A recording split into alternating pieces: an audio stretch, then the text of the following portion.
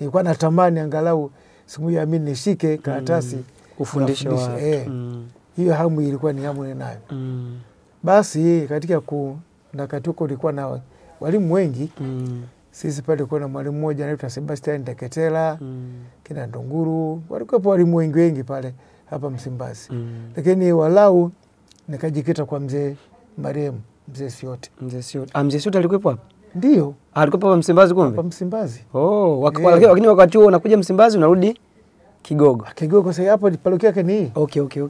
Kigogo ni hapo ngambo. Ndio. Parokia yake ni peke yangu. Muone hivi. Kwa hiyo mzee Siote alikuwa anafundisha kwaya ya Mtakatifu Cecilia. Ambao wakati huo nasema kwaya kuu. Kwaya kuu. Nilikuwa nafundisha huko. Basi nikamwendea yule mzee nikamweleza, kamba kama unawazo hili sio mbaya, ni vizuri zaidi.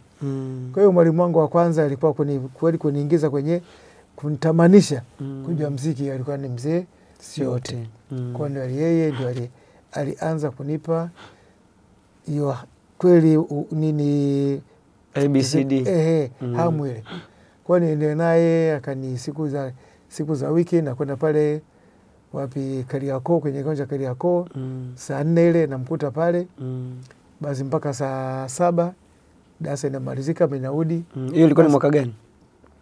Mwaka 74. Ndio rasmi sasa ulianza majiundo ya kimuziki. Basi nikaendelea na walimu wengine ambao walikuwa wanafundisha kwaya, walikuwa wananitia moyo.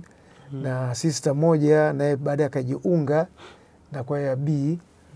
Basi naye akanitia moyo.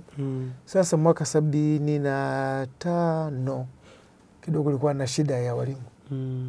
Hapa Msimbazi kwenye kwaya yetu.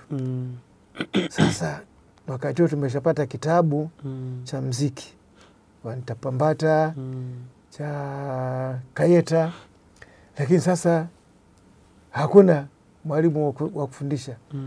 Sasa mimi ndio nimeanza dole mi fa so. Sasa kama ndio unafika kwa nakwaya ndio unaanza muziki kwanza upige do wasikilize kwanza wanachoka. Kwa kidogo ni shida.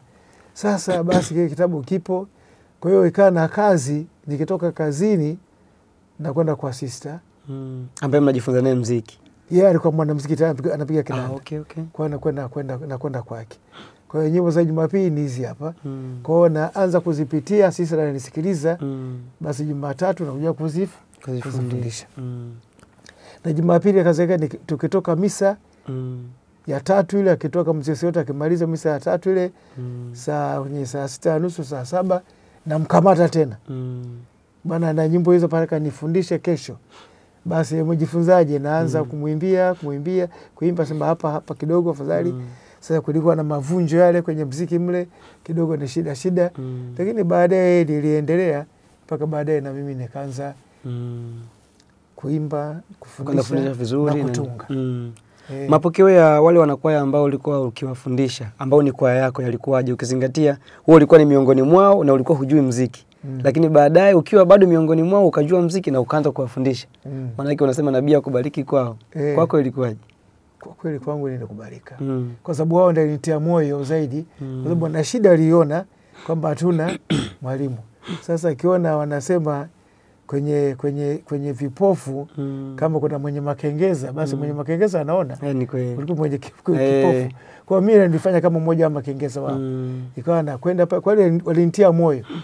Hata baadaye tena tukapata walimu wengine waliokuja, basi walikuta kazi inaendelea, tukashirikiana mpaka kuliongoza mpaka kati na hama kwenda Vikunguti. Niacha walimu, nilimwacha mdogo wangu mmoja naye sasa ni marehemu Mtegeta. Hapo muziki kwa amani alikuwepo hapa. Kwa hiyo yeye pia nilimfundisha muziki, nilimwacha. Lakini akatoka kabla ya yeye kulikuwa na mwalimu naye pia ni marehemu, mwalimu Stanislaus Munyoki. Tulikuwa naye hapa kabla ya Jamia Chang'ombe na St. Joseph. Tulikuwa naye hapa. Muone hivi. Kwa hiyo mambo yalienda. Kwa kweli walinitia moyo. Si kama yule akisema tumekuwa naye anatuambia kitu gani. Lakini wale walinitia moyo na ni haswa hata wakati ilipokuwa naanza kuwafundisha wimbo wakiupenda, wanani wimbo? Bwana basi walikuwa wananipongeza.